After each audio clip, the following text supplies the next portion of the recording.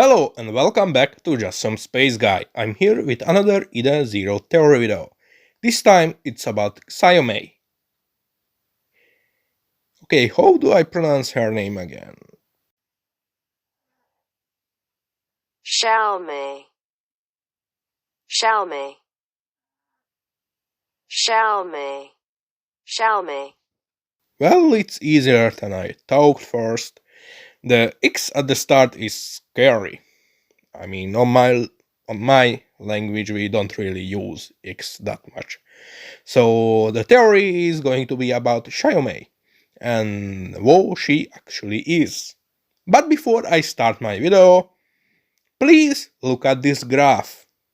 It's not mine, but mine looks pretty much like this. It's definitely not worse. So if you enjoy these types of videos, please consider subscribing. It's free and you always can unsubscribe later. It's great help, boost the channel, you know, basic YouTuber stuff. Anyway, back to the video. So Xiaomei is the time oracle of Eden Zero, a legendary fortune teller who lives on planet Mildian. You know that planet whose time got stopped, the planet with the nice house decorated with dragons. Imagine living there. She has the ability of fortune teller but on steroids. She got her ability of seeing all futures and all time and similar stuff from meeting Mother. But the cost of this power was that she forgot where she is. Or at least she claimed that she did, and she claimed this happened. She is also the narrator of Eden Zero. She shows up between arcs or during arcs in her time chamber and tells what happened so far. And sometimes she gives off bad vibes for future events, but most importantly, she has nice legs. I mean, Mashima isn't playing around when it comes to making waifus and husbandos. Am I right, people? Let's continue. She is quite of a mystery herself, since we barely know anything about her except that she is the time oracle and that she is definitely a weirdo.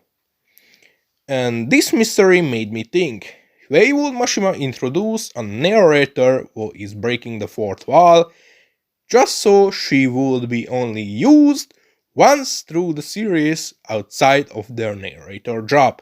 We know that Mashima already planned out the end of Eden Zero, so that means she's probably going to play a bigger role later on in the series than we thought she will. I swear to God I say this every fucking time. Or she is actually someone who is connected to the end of the series. I pretty sure I said this already once. Am I repeating myself? Anyway, I personally think she is actually the daughter of Shiki and Rebecca from the future, or a different universe, or a timeline, or past, or hey, did Mashima feel the need to complicate things so much? So in the current timeline, or universe, Shiki and Rebecca are getting closer and closer to each other in terms of romantic relationships. We had a whole kiss scene! Okay, even if it was just on cheeks, it still counts. And now during the Lendard arc there is more and more scenes of Shiki and Rebecca. Look, I'm not a shipper, but this is damn suspicious. I think Mashima is actually doing this build up so he could hook up Rebecca and Shiki right before the end, either to raise the stakes or to deepen the strength of their relationship more. And if my previous theory is correct, this could be a great way to break the cycle. They fall in love, and you know, bees and flowers. We aren't kids anymore, they are going to. This romantic relationship will lead to Becca getting pregnant, and since they probably aren't going to defeat Ziggy in this arc, and Ziggy will move on to search for Mother, and conquer more planets, causing more destruction, blah blah blah, Rebecca will keep her state a secret so she wouldn't make the authors, especially Shiki, worry during the fights against Ziggy, or to just so she wouldn't pull them down. She probably knows that without her, the plans of stopping Ziggy is less than with her, so she will hide the fact of her state or something like this. I'm stretching this point too long already. And during the final fight, or before the final fight, she will reveal her secret or someone else. But since the fight against Ziggy, or Evil Shiki, reached a point where the universe is no more, Shiki and Rebecca will wish from Mother that their children should be safe. They then proceed to die from their injuries or from the destruction of the said universe or something similar. This explains and actually gives meaning to the 20,000th time skip scene what got forgotten.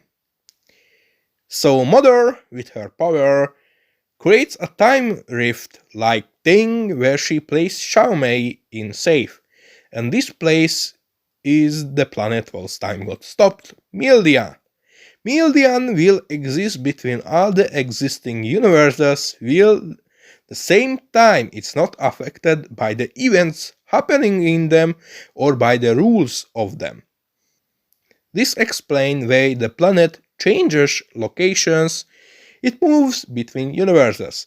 This place allows Xiaomei to see all the universes and the events happening in them, in existence, past, future, present, and with this she is able to tell the future or the fortune for people who show up on the planet.